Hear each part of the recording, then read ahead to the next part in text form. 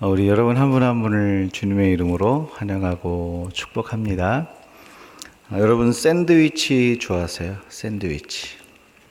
시장 가신 분들은 되게 드시고 싶을 텐데 샌드위치는 이제 내용물을 내가 선택해서 먹고 싶은 대로 먹을 수 있는 음식이잖아요. 야채도 내가 좋아하는 거 넣고, 치즈도 내가 좋아하는 거 넣고, 고기도 내가 좋아하는 거 넣고, 내가 좋아하는 것만 가운데 넣고 빵을 아래 위로 딱 눌러서 먹는 거잖아요. 그쵸? 제가 왜 설교 전에 이 샌드위치 얘기를 하냐면, 오늘 본문의 이야기를 샌드위치 형태의 이야기로 이해하지 않으면 결코 이해할 수 없는 본문이기 때문에 그래요.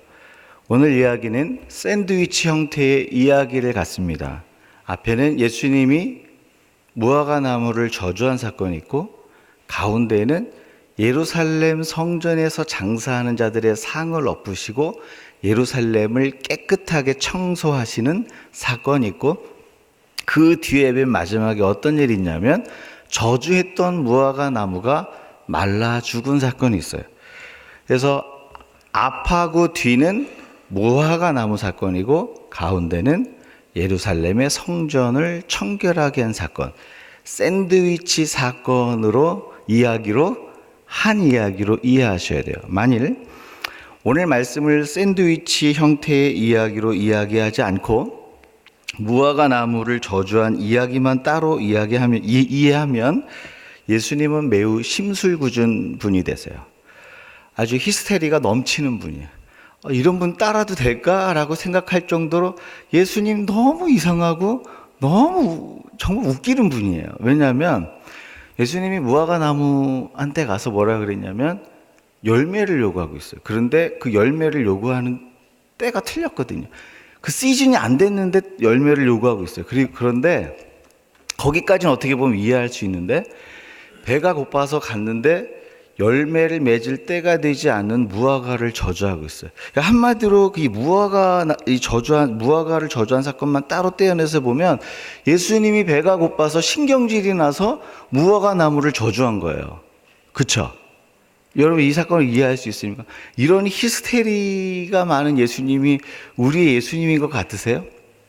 아니에요. 여러분 절대로 예수님은 그런 분이 아니세요.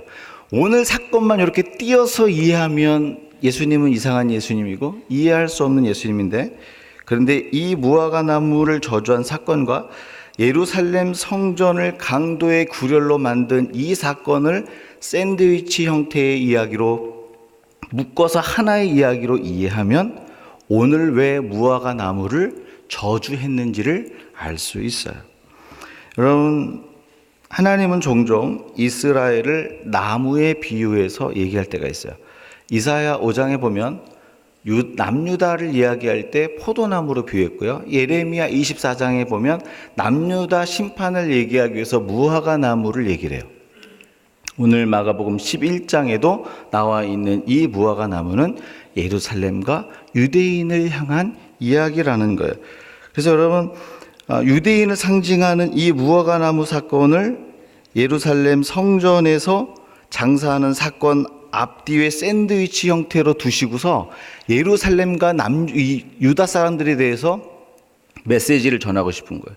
무화과 나무는 유다 사람을 비유한다 그랬어요. 무화과 나무는 예루살렘을 비유한다 그랬어요.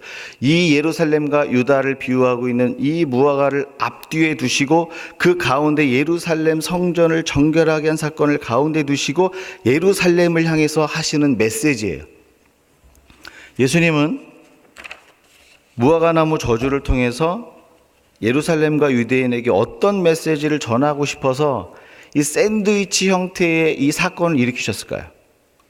갑자기 이해할 수 없게끔 무화과 나무를 저주하시고 예루살렘에서 일을 하시고 무화과 나무를 말라 죽게 하셨어요. 어떤 메시지를 전하고 싶으셨을까요? 13절 말씀입니다. 함께 읽습니다. 같이 읽습니다. 가서 보신즉 잎사귀 외에 아무것도 없더라. 이는 무화과의 때가 아니더라. 여러분 성경에 보니까 왜 무화과 나무에게 열매가 없는지를 분명히 얘기해 주고 있어요. 왜 무화과 나무에 열매가 없습니까? 열매를 맺을 때가 아니에요. 시즌이 아니라는 거예요. 근데 여러분, 오늘 성경이 말하고 있는 이 무화과의 때 있잖아요. 이 때에 이 설명할 때 1분, 1초, 하루, 1년, 이 인간이 사용하고 있는 시간의 흐름을 의미하는 크로노스의 단어를 고의적으로 선택하고 있지 않아요.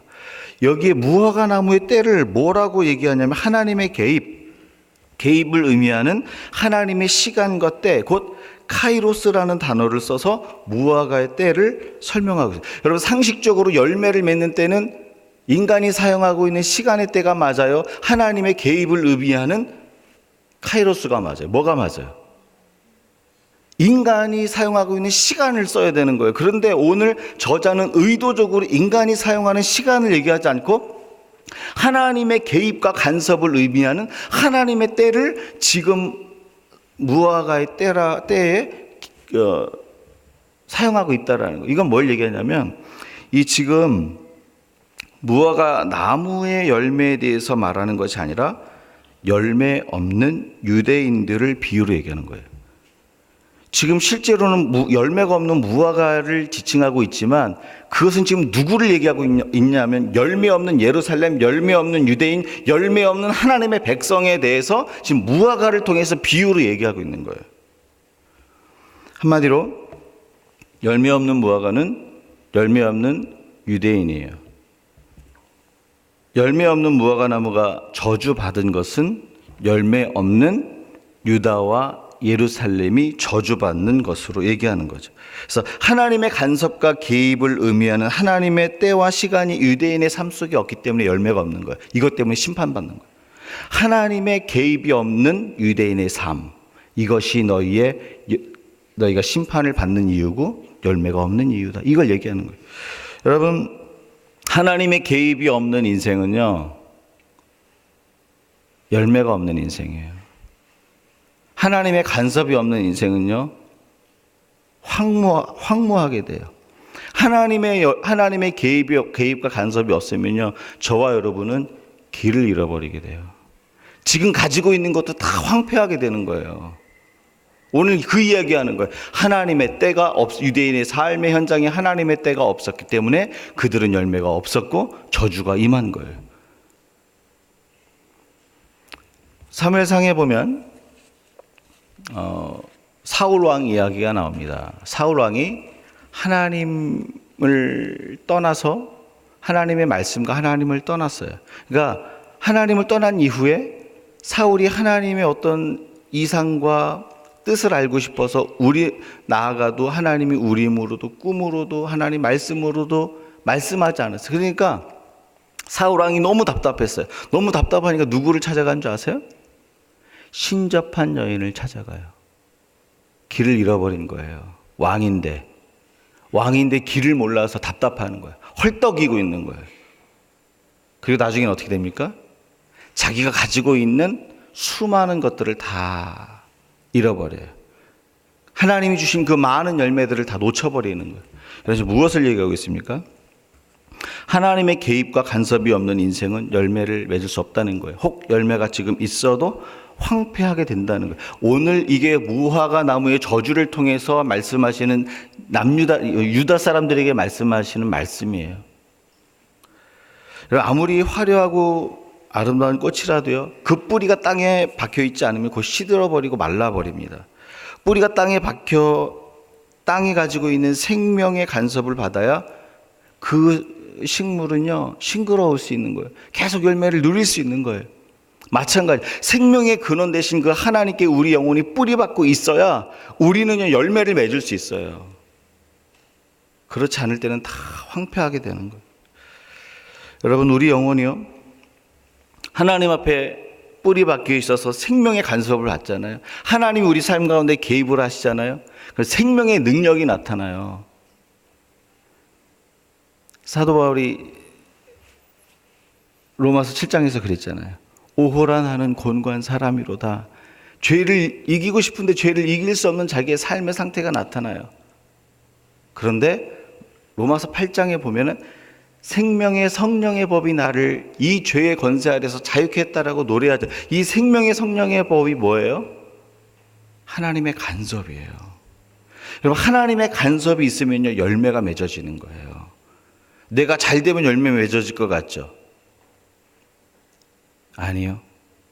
지금 꽃이 아무리 아름다워도 뿌리가 땅에서 뽑히면 남은 건 시드는 것만 남는 거예요. 저와 여러분의 영혼의 창조주,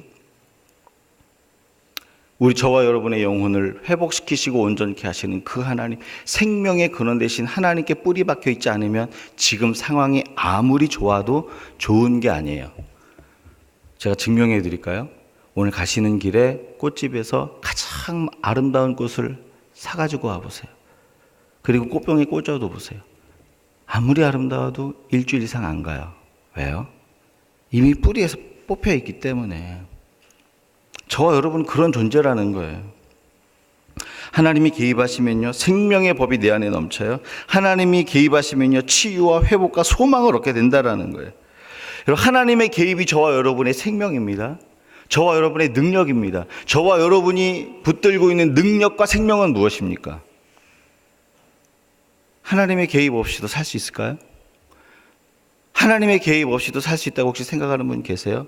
그렇다면 오늘 이 시간에 다시 한번 하나님 앞에 간구하세요. 하나님, 제가 하나님의 개입 없이는 살 수 없는 인간임을 깨닫게 해주십시오. 그런 존재임을 깨닫게 해주십시오. 하나님의 개입이 내 삶 가운데 있기 원합니다라고 고백하는 저와 여러분이 되길 주의 이름으로 축원합니다. 그렇다면 어떻게 우리의 삶에 하나님의 개입과 간섭이 나타날 수 있을까? 여러분, 하나님의 간섭과 개입이 우리 삶 가운데 있기 원하십니까? 그러면 어떻게? 17절 말씀이에요. 같이 읽습니다. 이에 가르쳐 이르시되 기록된 바 내 집은 만민이 기도하는 집이라 칭함을 받으리라 하지 아니하였느냐? 너희는 강도의 소굴을 만들었도다 하시도다. 그리고 우리가 성경을 통해서 알 수 있는 한 가지 사실은 뭐냐면, 하나님께 기도했던 모든 사람들은 하나님의 간섭과 개입을 경험했어요. 하나님의 때와 시간이 기도하는 사람들 가운데 임했어요. 저와 여러분은요, 크로노스의 시간, 인간의 때 1시간, 2시간, 3시간, 1년 이런 시간을 살아요. 그런데 저와 여러분의 삶을 결정적으로 변화시키는 것은 뭐냐면, 하나님의 때, 하나님의 시간, 하나님의 카이로스, 다른 표현으로 얘기하면 하나님의 개입이에요. 하나님 우리 가운데 간섭하는 거예요.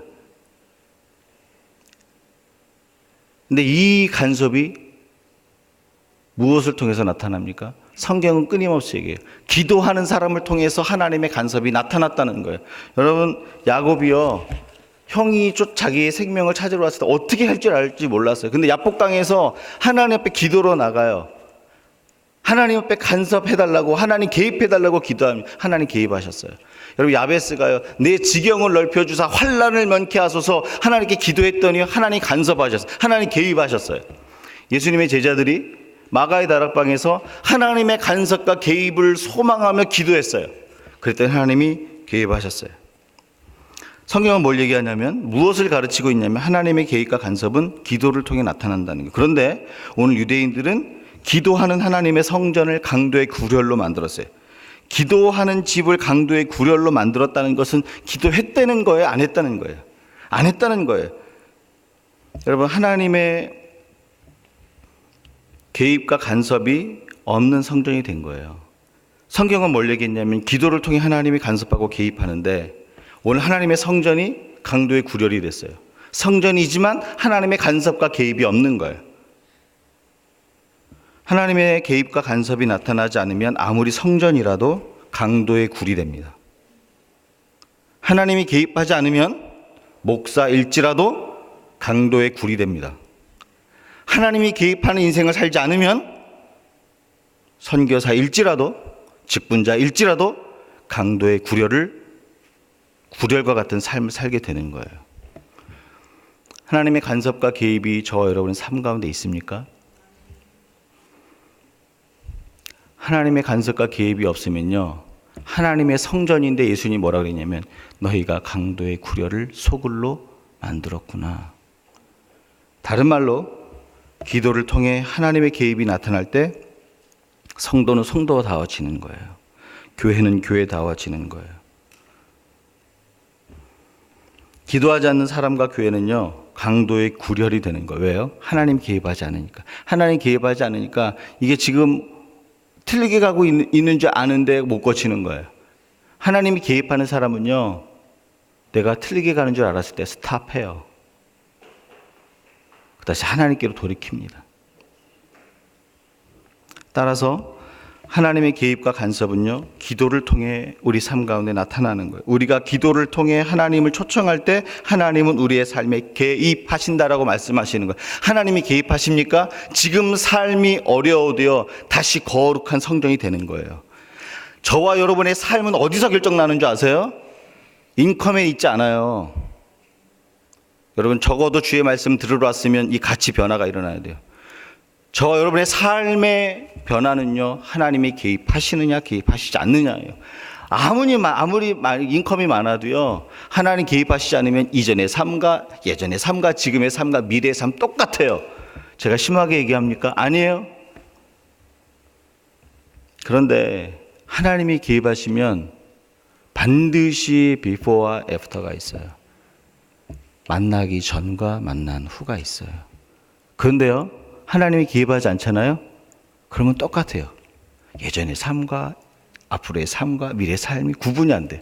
그러니까 비포와 애프터가 없어요.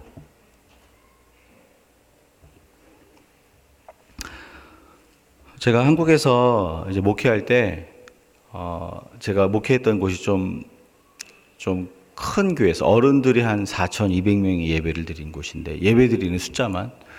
근데 어느 날 담임 목사님이 저를 부르시는 거예요. 부르셔서, 목사님, 개척교구를 하십시오. 개척교구. 여러분, 4,200명 교회에서 개척교구가 개척을 할 필요가 있습니까? 없습니까? 어떻게 생각하세요? 처음엔 이해가 안 되더라고요. 개척교구를. 그리고 18분을 주시는 거예요, 저한테. 알겠습니다. 뭐, 순종해야지 어떻게 해요. 개척교구를 다 하는데. 그 중에 그 18분으로 뽑힌 한 권사님이 나중에 와서 저한테 이런 고백을 하는 거예요. 개척교구로 가면 사역이 쉽습니까? 어렵습니까? 더 헌신하고 더 수고하고 더 시간 뺏기고 더 수고해야 되니까 너무 힘든 거예요. 근데 이분이 그 힘든 마음을 다른 데 가서 표현하지 않고 하나님 앞에 가서 쏟아놓는 거예요. 하나님, 뭐라고 쏟아놓는지 아세요? 여러분, 이거 배우셔야 돼요. 저 하나님 개척교구 가기 싫어요. 그렇게 기도했대요. 너무 싫어요. 그러니까 싫은데 다른 사람한테 얘기하기 싫은 거예요. 하나님하고 이걸 얘기하고 싶은 거예요. 하나님, 저 개척교구 가기 싫어요. 저도 지금 힘들어요. 못 가겠어요. 그 몇 주 동안 이렇게 기도하셨대요. 계속 이 문제만, 하나님, 개척교구 가라고 뽑혔는데 저 정말 가기 싫어요. 왜 가고 싶어? 왜 가야 돼요? 이렇게 기도하는데 이게 은혜인 것 같아요. 우리 하나님 명령한다고 다 하는 게 하기 좋을 때가 있습니까? 죄송하지만 목회자인 저도 하나님 명령할 때 어떤 걸 하기 싫더라고요. 그때 어떻게 하시겠어요? 근데 이분 하기 싫을 때 다른 데 가서 다른 얘기한 게 아니라 하나님 앞에 엎드린 거예요. 하나님, 저 가기 싫은데 어떻게 해요? 계속 엎드렸어요. 하루는요, 진짜 하나님이 꿈을 꾸게 하셨는데, 무슨 꿈을 꿨냐면 자기가 이렇게 낭떠러지 이렇게 매달려 있대요. 대롱대롱 매달려 있는데 자기 교구의 목사님이 쭉 오면서 자기의 두고 눈이 마주쳤어요. 그래서 이 권사님이 그랬대, 목사님, 저 누구누구 권사예요. 저 좀 여기서 올려주세요. 그런데 눈이 마주쳤는데 그냥 가더래요. 근데 그 뒤를 제가 쫄래쫄래 쫓아오는데 먼저, 권사님 거기서 뭐 하세요? 그리고 손을 자꾸 딱 올려주더라는 거예요. 그리고 꿈을 깬 거예요. 그래서 이분이 뭐라 했냐면, 하나님께서 가라고 말씀하시는구나. 그리고서 와서 저에게 그 꿈 얘기를 처음부터 다 얘기하시고, 제가 어떻게 알았겠어요? 목사님, 기쁜 마음으로 가겠습니다. 지금 무엇을 얘기하는 겁니까? 기도하면 꿈꾼다, 이런 얘기하는 거예요? 꿈 안 꿀 수도 있어요. 여러분, 너무 오해하시면 안 돼요. 뭘 얘기하냐면, 기도하는 삶 속에 하나님이 개입하신다는 거예요. 간섭하신다는 거예요. 단, 하나님께 하나님 뜻을 보여주시면 제가 정말 순종하겠습니다. 이런 순전한 마음으로 저 앞에 나가잖아요. 하나님이 보여주세요. 깨닫게 하세요. 사람을 통해서 깨닫게도 하시고요. 말씀을 통해서 깨닫게 하시고요. 일과 상황을 통해서 깨닫게 하시고요. 보여주세요. 여러분, 하나님이 저와 여러분 가운데 질문하시는 한 가지 질문이 있어요. 내 삶 속에 하나님의 개입과 간섭을 초청하는 기도의 자리가 있느냐는 거예요. 내 가정에 하나님의 개입을 초청하는 기도의 골방이 있습니까? 하나님을 초청하지 않으면 하나님의 개입도 없어요. 오늘 성경은 뭐를 얘기했냐면 기도를 통해 하나님의 개입이 나타난다라고 오늘 본문을 통해서 말씀하시는 거예요. 하나님께서 오늘 선포하십니다. 기도의 초청을 통해 나는 너의 삶 가운데 개입한다. 기도의 삶을 통해, 기도의 초청을 통해 나는 너의 삶에 간섭한다. 나타난다. 사랑하는 여러분, 하나님의 간섭을 소망하십니까? 그러면 저와 여러분 가운데요, 기도의 골방이 있어야 돼요. 그게 교회가 됐든 가정이 됐든 어느 곳이 됐든 기도의 골방이 있어야 돼요. 지금 기도하지 않는다는 것은 무엇을 얘기하냐면 하나님, 저는 주님의 간섭 없이도 살 수 있습니다. 이거 얘기하는 거예요. 내 힘으로 살겠습니다. 이거 얘기하는 거예요. 여러분 한번 생각해 보세요. 아이들이 아직 청소년 딱 되면 몸이 컸잖아요. 나 이제 아빠 없어도 살 수 있어. 내 힘으로 살게. 그래 너가 살아봐. 이렇게 합니까? 아직은 아니야. 혼자 살아갈 수 있는 그 힘과 능력을 기를 때까지 안 놔주잖아요. 여러분 그런데요, 저와 여러분은요, 이 땅에 있는 동안은요, 하나님의 간섭과 개입이 없이는 살아갈 수 없는 존재예요. 근데 기도가 있다면 하나님의 개입과 간섭을 붙드는 자이고, 기도가 없다면 하나님의 개입과 간섭이 없이도 살 수 있다고 생각하는 사람이에요. 오늘 결정하십시오. 내 삶의 자리에, 가정에 하나님이 우리 가운데 불러 모아주신 이 교회에 여러분만의 골방, 하나님을 초청하는 골방을 세우십시오. 이것이 오늘 하나님의 메시지예요. 여러분, 오늘 그런데 하나님의 개입과 간섭이 우리의 삶에 없을 때 나타나는 특징 두 가지만 좀 짧게 나누고 싶은데요. 하나님의 개입과 간섭 없이 우리가 이 땅의 삶을 살 때 어떤 특징이 나타날까? 15절 말씀이에요. 15절. 같이 15절을 같이 읽습니다. 그들이 예루살렘에 들어가니라. 예수께서 성전에 들어가사 성전 안에서 매매하는 자들을 내쫓으시며 돈 바꾸는 자들의 상과 하는 자들의 의자를 둘러 엎으시며. 하나님의 개입과 간섭이 없는 유대인들의 성전에서 하는 행위가 뭐냐면 성전에서 사고 팔며 강도의 구렬로 만들었다. 이게 무슨 말이냐면 지금 성전이 기도하는 집인지 시장인지 하나님께 예배하는 곳인지 장사하는 곳인지 지금 분별이 안 되는 거예요. 뒤죽박죽된 거예요. 하나님의 성전이 이 정도라면 그들의 삶의 현장은 어떻겠습니까? 하나님께 예배하는 현장이 기도하는 곳인지 시장인지 예배하는 곳인지 시장인지 이게 구분이 안 된다면 그들의 삶의 현장은 어떻겠냐라는 거죠. 한마디로 삶의 질서를 잃어버리고 우선순위가 무너지고 분별력을 상실해버리는 거예요. 따라서 하나님의 간섭과 개입이 없는 삶에 나타나는 특징은요, 삶의 질서를 잃어버리는 거예요. 삶의 우선순위를 놓치는 거예요. 삶이 뒤죽박죽되는 거예요. 내 마음속에서는 우선순위를 정했는데 선택과 결정에 가면 우선순위가 지켜지질 않아요. 그래서 삶이 뒤죽박죽되는 거예요. 누구에게요? 하나님의 개입과 간섭이 없는 사람들은요, 삶이 질서가 사라지는 거예요. 창세기 16장에 보면 아브라함이 아내 사라를 통해서 약속의 씨를 주시겠다고 하나님이 약속하셨어요. 하나님이 개입할 때까지 기다려야죠. 약속의 개입이 올 때까지 기다려야 되는 거예요. 그런데 그 하나님이 그 약속의 개입을 아브라함이 기다리지 못하고 어떻게 합니까? 아내가 그러는 거예요. 아브라함한테, 내가 이제 아기도 못 낳을 것 같고 내 몸 좀 그냥 해서 통해서 아들 낳아. 옛날에는 그게 그게 없으면 수치없고 힘들었으니까 옛날에는 그냥 나. 그러니까 그럼 아브라함 믿음이 있으니까 이렇게 하갈을 안 취할 것 같잖아요. 그냥 바로 동침하는 거예요. 그러니까 한국 속담이 틀린 게 없는 것 같아요. 열 여자 싫어하는 남자 없다. 이 믿음의 사람을 보면서 무슨 생각이냐면, 아브라함 어떻게 이렇게 하지? 이런 생각을 하는 거예요. 여러분, 하갈과 동침을 해서 임신을 하는데, 하갈이, 그 다음에 무슨 일이 벌어진 줄 아세요? 이상한 일이 벌어져요. 하갈이요, 자기 주인 사라를요, 업신여겨요. 그러니까 사라가 어떻게 하겠습니까? 그렇게 하세요. 이렇게 했겠어요?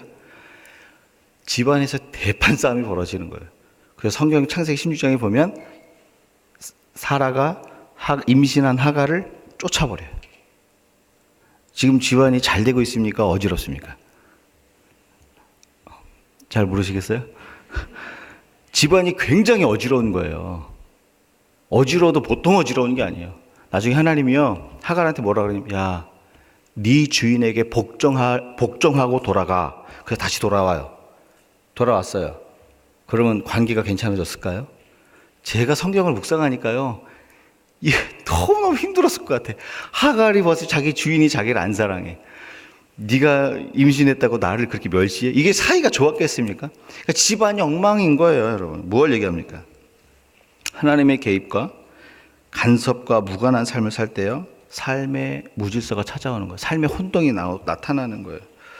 여러분, 혹시 삶의 무질서와 혼동이 있습니까? 한 가지 분명한 사실이 있어요. 그건 뭐냐면 하나님의 개입이 없어서 그래요. 하나님의 개입이 있잖아요. 그 삶에 혹시 지금 무질서했다 했을지라도 반드시 질서가 찾아오게 돼 있어요. 왜요? 하나님은 창조 때부터 질서로 세상을 창조하신 하나님이기 때문에, 하나님 세상을 창조하시고 질서를 이 땅 가운데 부여하신 하나님이기 때문에 그래요. 믿으세요? 하나님은요, 질서를 부여하신 하나님이에요. 증거가 뭔지 아세요? 빛을 주관하는 그 광명들을 통해서 낮과 밤이 갈라지게 하셨어요. 그리고 하루가 만들어지게 하시고, 계절이 만들어지게 하시고, 1년이 만들어지게 하셨어요. 바다를 향해서 뭐라 그런지 아세요? 하나님 뭐라 그러냐면 이렇게 했어요.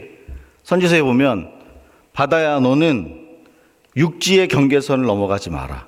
이게 뭡니까? 질서예요. 하나님이 임하시면요, 질서가 나타나요. 왜요? 처음부터 그분은 질서를 창조하신 분이에요.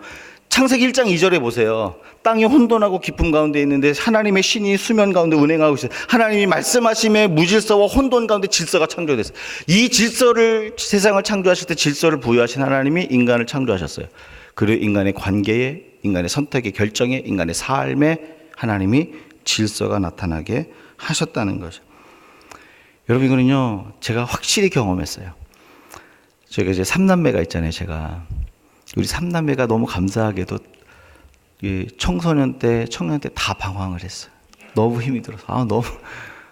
그런데요, 방황 자체라는 말이 질서가 무너진 거거든요. 그래서 여러분, 혹시 방황한 청년, 청소년이 있으면 저한테 데리고 오세요. 제가 잘 상담할 수 있어요. 왜 그랬는지. 3남매가 다 순서를 따라서 저 끝나면 둘째, 둘째 끝나면 셋째, 셋째 이렇게 됐어요. 그런데 이 삼형제가, 형제가 아니죠. 3남매가 다 그 삶의 질서를 다시 부여한 그 첫 번째 출발점이 어디인 줄 아세요? 다 공통점이 있어요. 하나님이 그 삶에 개입하기 시작한 그 순간부터 삶의 질서가 생겨요. 가정의 질서가 생겨요. 삶이 무너진, 질서가 사라지는 이유는요, 하나님이 개입하지 않으셔서 그래요. 하나님이 개입하시잖아요. 그러면 상황이 아름다워져요. 질서가 생겨요. 사랑하는 여러분, 하나님께서 오늘 선포하십니다. 뭐를 선포하시냐면, 나로 하여금 너의 삶에 개입하게 해서 너의 삶을 아름답게 만들게 하라고 선언하고 계세요. 이게 저와 여러분 가운데 선언하신 하나님 메시지예요. 마지막으로 하나님의 간섭과 개입이 없는 삶에 나타나는 특징이 18절에 있는데요. 18절 말씀 같이 한번 읽어보실까요? 같이 읽습니다. 대제사장들과 서기관들이 듣고 예수를 어떻게 죽일까 하고 꾀하니 이는 무리가 다 그의 교훈을 놀랍게 여김으로 그를 두려워하밀러라. 대제사장과 서기관들이 예수님이 나타나셔서 대제사장과 서기관들의 그 제도, 그들의 하는 행위 이거 인정하지 않았잖아요. 그러니까 예수님 때문에 대제사장들과 서기관들의 권위가 막 땅으로 떨어져 있는 거예요. 근데 그 권위가 땅에 떨어져 있는데 성전에 들어와서 성전을 다 엎으시면서 뭐라 그러냐면 이거 대제사장들과 서기관들이 다 인정한 건데 기도하는 집을 강도의 구렬로 만들었대. 지금 누가 인정했어요, 원래? 종교 지도자들이 다 인정했는데 예수님은 강도의 구렬. 그러니까 체면이 말이 아닌 거예요. 너무 예수님이 싫고 미운 거예요. 더군다나 오늘 말씀 후반에 보니까 뭐라 했냐면 예수님의 교훈을 놀랍게 여겨서 제사장들과 서기관들의 교훈들보다 더 붙들고 더 신뢰하는 거예요. 도대체 제사장으로서 체면이 안 쓰니까 어디서 이렇게 표현해서 죄송해요. 세상 표현을 어디서 굴러먹다 들어온 선지자인지 족보도 없고 뭐 배움도 없는 선지자인 것 같은데 대제사장들을 다 깔아뭉개는 거예요. 어떻게 하고 싶었습니까? 어떻게 하기로 결정했습니까? 죽이기로 결정. 이게 뭐예요? 내 권위를 너한테 안 뺏기겠어. 야, 좀 사라져 줄래? 이거 얘기하는 거죠. 여러분, 한마디로 자신들이 예수보다 더 인정받기를 원했던 거예요. 따라서 하나님의 개입과 간섭이 없는 사람들의 삶의 특징은요, 내가 주인공이 되고 싶은 거예요. 세상은 누구를 중심으로 돌아요? 나를 중심으로 도는 거예요. 너 아니야, 나야. 그 무게의 축이 옆으로만 옮겨만 가도 아니야 라고 얘기하는 거예요. 심지어는 이 주도권을 배우자에게 뺏긴 것만 봐도 막 분해하는 사람이 있어요. 내가 이 집의 왕인데, 왕비인데. 여러분, 하나님의 계획과 간섭이 없는 사람들은요, 관계 속에서 내가 주도해야 돼요. 내가 중심이 돼야 돼요. 온 세상과 우주는 나를 위해서 존재하는 거예요. 여러분, 어떻게 생각하세요? 하나님의 개입이 없을 땐 그래요. 그런데 하나님의 개입과 간섭을 경험하는 인생은요, 이렇게 고백해요. 내가 그리스도와 함께 십자가에 못 박혔나니 이제는 내가 산 것이 아니요 오직 내 안에 그리스도께서 사신 것이라. 내가 그리스도와 함께 십자가에 못 박혔다는 게 뭐예요? 여러분, 예수의 죽으심이 나를 위한 죽으심, 나의 죽음이라는 고백은요, 하나님의 개입 없이는 깨달을 수 없는 거예요. 하나님의 개입이 딱 오니까요, 이제는 내 안에 내가 사는 것이 아니요 예수 그리스도가 사신 것이라. 내 삶의, 내 영혼의, 내 심장의 중심에도 내가 주인공이 아니라 예수 그리스도가 주인공인 거예요. 하나님의 개입이 나타나잖아요. 주인공이 바뀌는 거예요. 예전엔 내가 주인공이어야 돼요. 집에서도 내가 주인공이어야 되고 아들과 부모 사이에서 내가 주인공이어야 돼요. 너는 내 말대로 해야 돼. 그게 무슨 말이에요? 자녀도 내가 주인공이어서 내 마음대로 움직여야 돼. 정말 내 마음대로 자녀들이 그 길을 가면 잘 됩니까? 자녀들이 가장 잘 되는 일은요, 그 삶에 예수가 중심이 될 때 자녀들이 잘 되는 거예요. 하나님이 내 삶에 개입을 하시면 예수를 자랑하고 싶은 거예요. 왜요? 그분이 내 삶의 중심으로 오시잖아요. 그분의 영광을 갖고 오기 때문에 그래요. 그분의 영광을 갖고 오면요, 그분을 소유한 기쁨이 나를 주체하지 못하니까 나를 자랑하는 것이 아니라 예수를 자랑하게 만들어요. 여러분, 청년들이 남자와 여자 사랑하는 것만 보세요. 내 안에 너 있다. 예전에 이런 유행어 아시죠? 내 안에 너 있다. 아무한테나 쓰시면 안 돼요. 아내는 남편에게, 남편은 아내에게만, 그리고 사랑하는 연인 관계에서만 쓰시는 건데, 여러분, 내 안에 너만 있어도요, 그 사람 배려하잖아요. 그 사람이 중심이 되잖아요. 내가 중심이 안 되잖아요. 내 안에 네가 없을 때 내가 중심이 되는 거예요. 아닙니까? 저만의 착각이기를 간절히 소망합니다. 여러분, 죄인들끼리의 관계 속에서도 그 사람이 내 안에 들어오면 삶의 중심되는 존재가 바뀌잖아요. 하나님이 내게 개입하잖아요. 그럼 나는 없는 거예요. 자꾸 내가 나타나잖아요. 그럼 죄송하지만 예수는 나하고 무관한 거예요, 아직. 그거 아셔야 돼요. 이거 없이 이 땅에 눈에 보이는 걸로 자기의 인생을 평가하지 마셔야 돼요. 예수가 내 안에 있으면, 내 삶의 중심이 되면 저와 여러분은 잘 가고 있는 거예요. 믿으셔야 돼요. 하나님께서 붙드시되 승리할 때까지 놓지 않으세요. 결코 하나님이 실패하지 않게 하세요. 그 실패는 우리의 실패, 우리가 생각하는 실패 성공이 아니에요. 하나님이 주시는 것은 성공이 아니라 승리라고 그랬어요. 승리는 성공을 뛰어넘는 거예요, 여러분.